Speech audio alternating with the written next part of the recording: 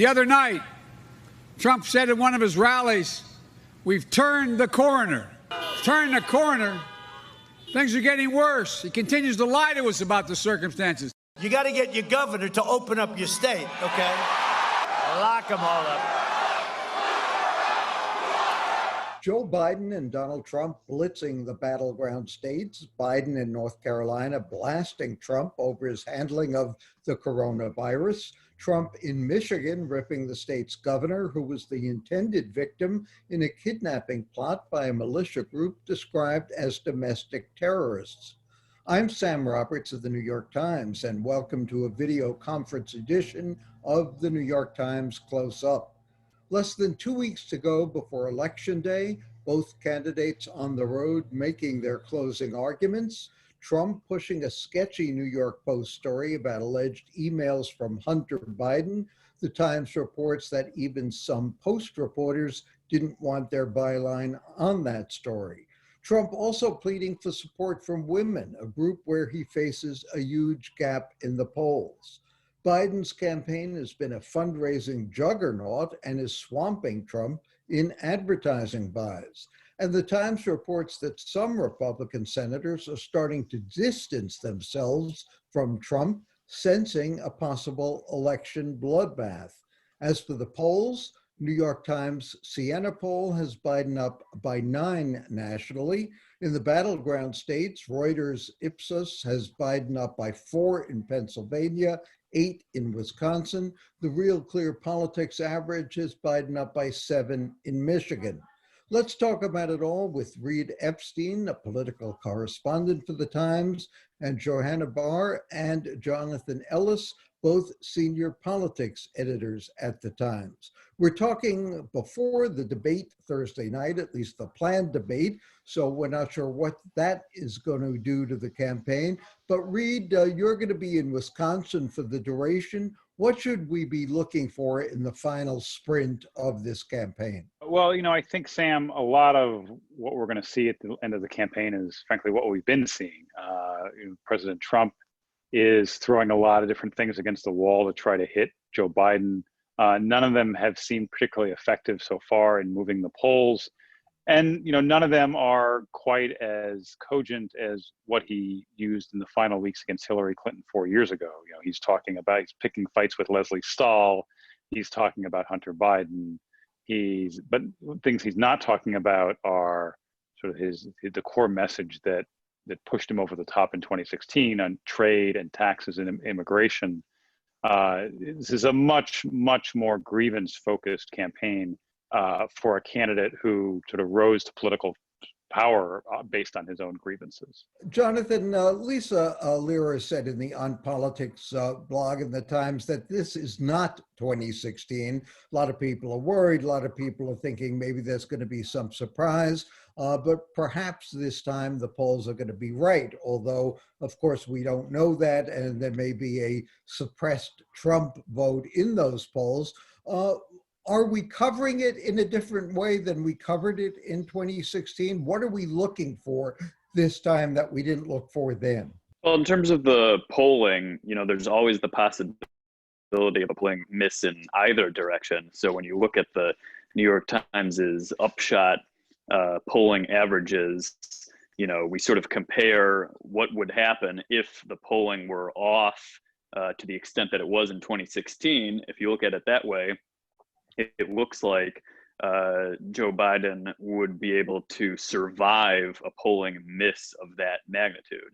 The issue is, there could be a polling miss of an even greater magnitude that could go in President Trump's direction. On the other hand, the polling misses can go toward the Democrats and Joe Biden could win in a landslide. So really, there are a lot of open possibilities here as we head into the final stretch. One of the reasons, however, that 2020 is not like 2016 is simply because, Donald Trump is not running against Hillary Clinton, who, fairly or not, was one of the most disliked candidates in, recent memory.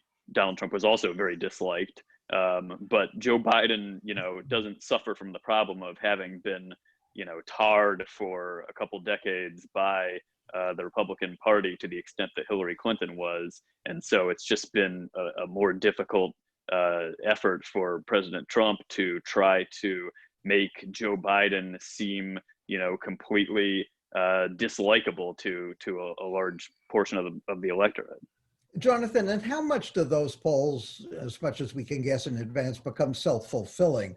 If Joe Biden is leading Donald Trump by 9 points, say nationally, as much as the national polls really matter rather than the battleground polls, do Trump voters then stay home saying, well, it's all over, therefore why should I bother? Or do they come out in greater numbers saying, whoa, we got to get galvanized, we got to get mobilized and turn that around? Those are two very interesting possibilities. I think it's really hard or probably impossible to predict what effect that would have on the turnout. But I do think that because it's such a polarized climate, because both sides sort of view the stakes as so high in this election, because Donald Trump's base is passionate about him, and the Democratic base is, if not passionate about Joe Biden, they're certainly passionate about getting Donald Trump out of office. So I think regardless of what people might be seeing in the polls, I'm not sure that would necessarily lessen the enthusiasm of people to go out and vote. Mm-hmm. Johanna, we've heard a lot about mail balloting and whether we should be worried about how it can be manipulated. How are we going to cover election night when so many people will have already voted and many of those votes may not be counted when we're getting the actual live returns coming in? I think it's going to be key that we are very transparent about what we know and what we don't know. And when we expect to find out, so-and-so state has predicted that they will finish their balloting on Friday, or this state still has this many percentage of absentee ballots that they haven't yet counted. So, I think we've reported on this a few times already, and we will continue to stress to our readers that the picture you see on election night may, not be complete. It may be, close to complete if there is an absolute landslide, but more likely than not, this is going to be a protracted process. And I think we're going to have to make that clear to our readers at every step of the way. And how do we define, assuming it's up to us to define, a landslide or a mandate? That used to be something like 10 points, I guess, but is that still how we would define it these days? I think what I meant by that is if on election night, Joe Biden is showing, for example, that he's competitive in states, that are not typically talked about as the Democratic map, states like Arizona, states like Georgia, states like Texas, some of which Democrats are more bullish on than others, I would say. Then, Florida, for sure, then that changes the conversation. If the focus is mainly these Midwest battleground states, the three that decided the election last time, then we will probably be in for a longer evening. If Trump, wins Pennsylvania, right? If Trump is showing strength in states where he was behind in the polls, it's going to be a totally different scenario than if that's not the case. Reid, you've been out in the field. You're going to be spending the rest of the campaign in Wisconsin, a key state. Is Trump running against the coronavirus? Is he running against Dr. Fauci? And if he is that a sound strategy at this point, considering we've just had a report by the end of this week that directly or indirectly, the death toll from the virus is really hitting 300,000 rather than 200,000. And that means so many Americans, one way or another, have been affected by it, if not the death toll itself, then certainly in terms of unemployment and other after effects. Can the president win by running against the virus? Well, he's not. The president is trying to pretend the virus doesn't exist. You see he's holding these big rallies that people aren't wearing masks, they're not socially distant. He is still spending a lot of time mocking people who are taking precautions that frankly are approved by and in use by vast majorities of Americans, 2/3 to 3/4 of Americans that approve of things like a mask mandate. And so he's for 4 years in the White House. He's lived in this sort of right-wing media ecosystem, and he's never come out of that. And you see that in some of the shorthand that he uses for these scandals that get talked about breathlessly on Fox News primetime, but just aren't known to the broader electorate. He'll mention these either on Twitter or during the first debate he did. And most people don't, frankly, know what he's talking about. The coronavirus is the biggest issue in people's lives at this point. You see it in poll after poll. All you have to do is pick a newspaper at random from anywhere in the country and look at the front page, and it's almost certainly about coronavirus problems in North Dakota or Wisconsin or Texas or anywhere. And you see it in the early voting numbers. There's huge numbers of people have voted already. Something like Texas is already at 60% of its 2016 turnout has already voted in Texas, 40% in Florida, 45% in Georgia. People are racing to return their ballots, and whether that's in drop boxes or early voting or through the mail. And it's because they're concerned about the coronavirus in a way that President Trump is not articulating. And you also see it in Joe Biden's ad. Ad after ad from Joe Biden is reminding viewers and voters that President Trump has failed on the coronavirus, and suggesting that Biden would do better. Jonathan, does Joe Biden have to do anything other than what he's been doing between now and Election Day? Or does that seem to have been working? One of the things the Times has reported is that he's leading by something like almost 3 times as much in his fundraising, which is striking. Is money that big a factor, or does he just stay on course and keep doing what he's doing? Well, look, the Trump campaign would say, hey, Hillary Clinton, largely outspent us in 2016 and we still won. So money can't necessarily buy you victory. That said, the Biden campaign's financial advantage that we learned about this week is pretty remarkable, given that it's sort of a complete reversal from where things stood back in maybe April or May when Biden had, sort of locked up the nomination, but Trump had a huge financial advantage over him. But look, Joe Biden basically needs to run out the clock. Of course, the polling in the battleground states is probably a little too close for comfort anyway. So it's not exactly a lock that he is just coasting to victory.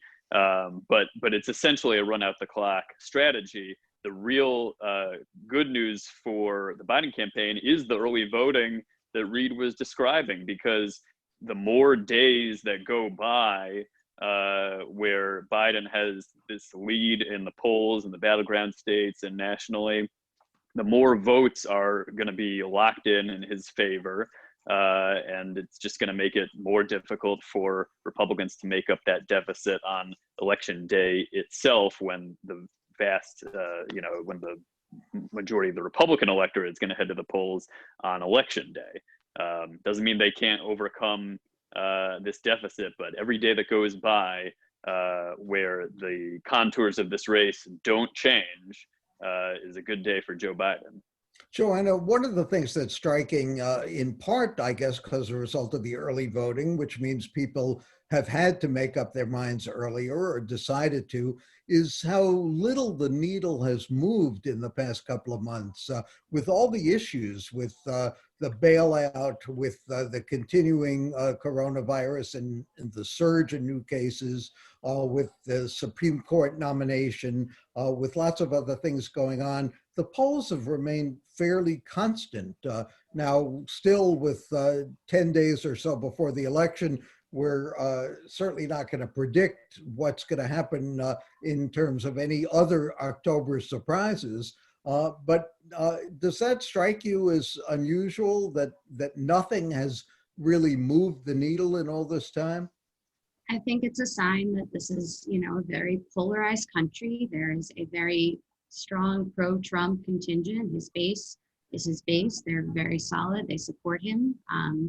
The Democrats have a candidate who, as was mentioned earlier, maybe didn't inspire all that much excitement at the outset, but I think Democrats have sort of united in their goal to oust Trump and make him a one-term president. And so the universe of voters who, could be shifting the polls, it's a very small subset of undecided or swing voters in the center. It's voters who did not turn out in 2016 and in past elections who can be inspired to turn out this year. And then there's the open question of, voter suppression and how many people will not be able to vote due to court decisions or due to, showing up at the polls and seeing an 8-hour line and getting discouraged and turning away, or, any number of reasons that people's votes don't end up being counted. So I think that those are the three factors. And I don't find it particularly surprising that the Biden people have stayed the Biden people and the Trump people have stayed the Trump people. Right, Sam, I would add to that. I mean, Trump's approval ratings have not been out of the low 40s since the day he was inaugurated. Our national poll had him has him with 41% support, which tracks with where he's been since the day he became the president. That number has really not moved at all in almost 4 years, and so it shouldn't surprise anyone if by the time we're done counting votes after election day that his national percentage is somewhere in the low 40s. The difference between now and 4 years ago is that Joe Biden is more amenable to people than Hillary Clinton was, and there's the third party candidates are much less significant than they were 4 years ago. And so if you're not part of the 43% that is with Trump at this point, the only place for you really to go is to Joe Biden, and a lot of people are going there. And a consequence of Donald Trump not moving to expand that base over the last 4 years as well.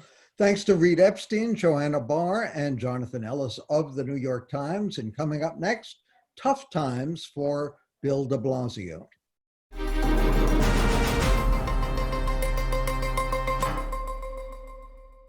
It's probably not a lot of fun being Mayor de Blasio these days. The city facing its worst fiscal crisis since the 1970s, brought on by the COVID pandemic. Reopening the schools didn't exactly go smoothly.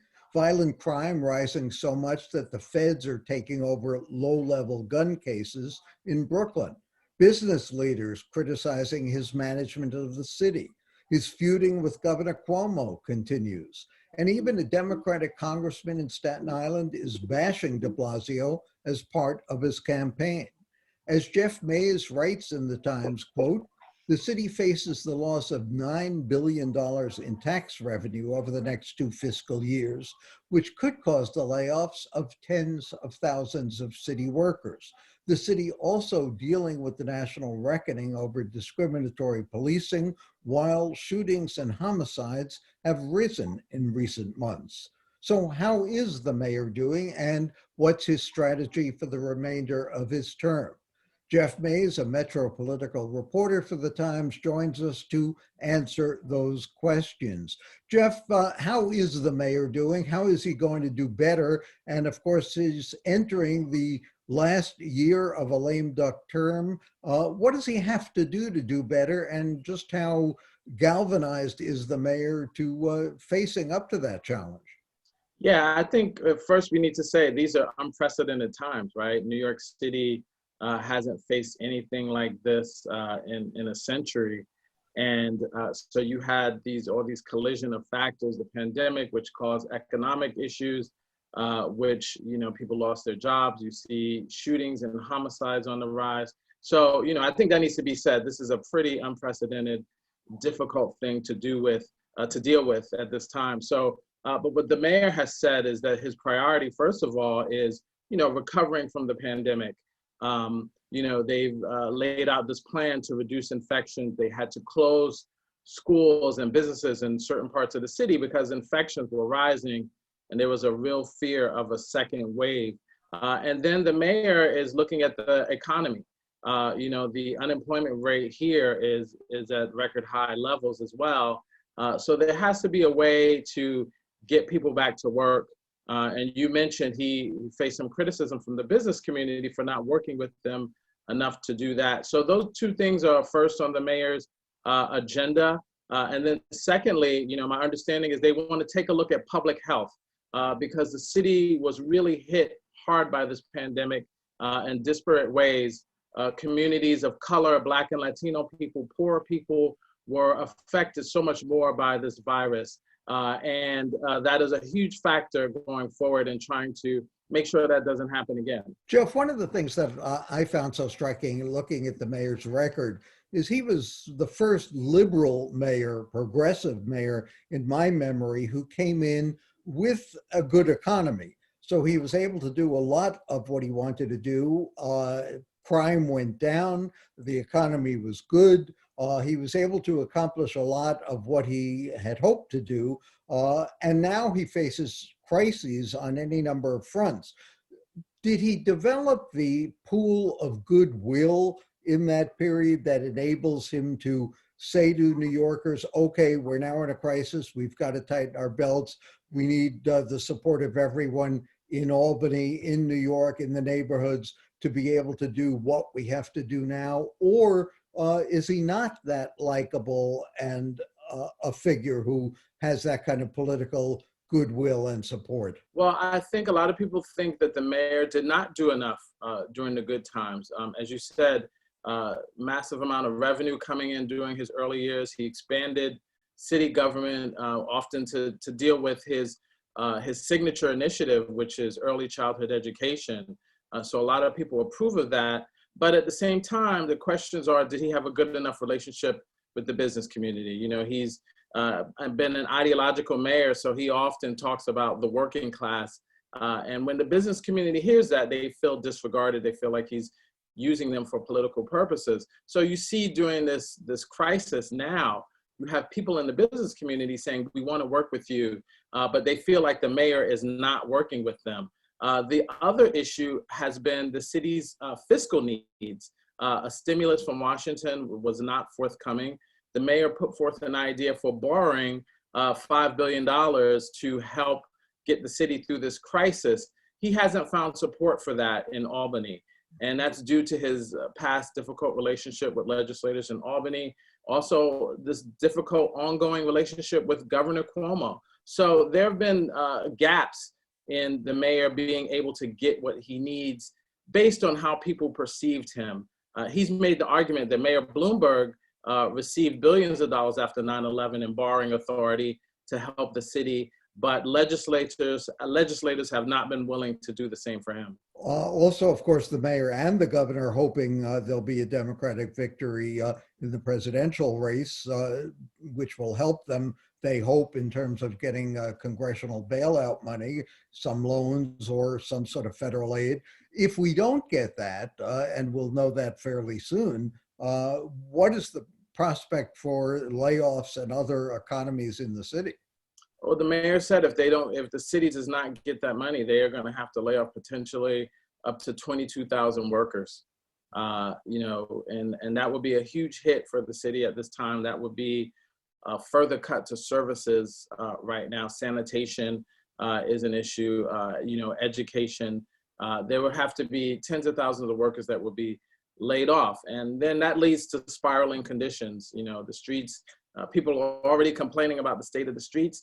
If you have to lay off more sanitation workers, that can make the streets even dirtier. And so I think what the mayor is trying to do is hoping that there's a Biden victory, hoping that they will get some stimulus eventually from the federal government. The criticism, again, has been of the mayor not being willing to look at the budget and make more deep, difficult cuts.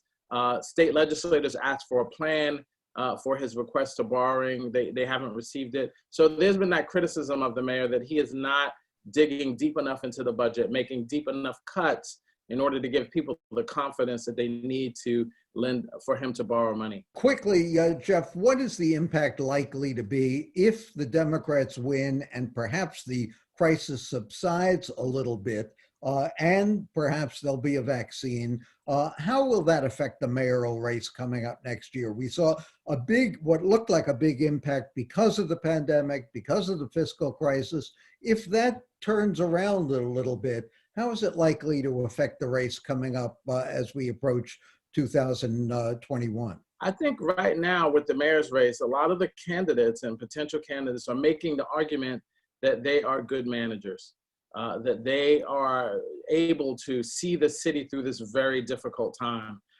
You know, you have people like Catherine Garcia, who was the sanitation commissioner, who was a kind of Mrs. Fix-It for the mayor. She tackled lots of difficult problems.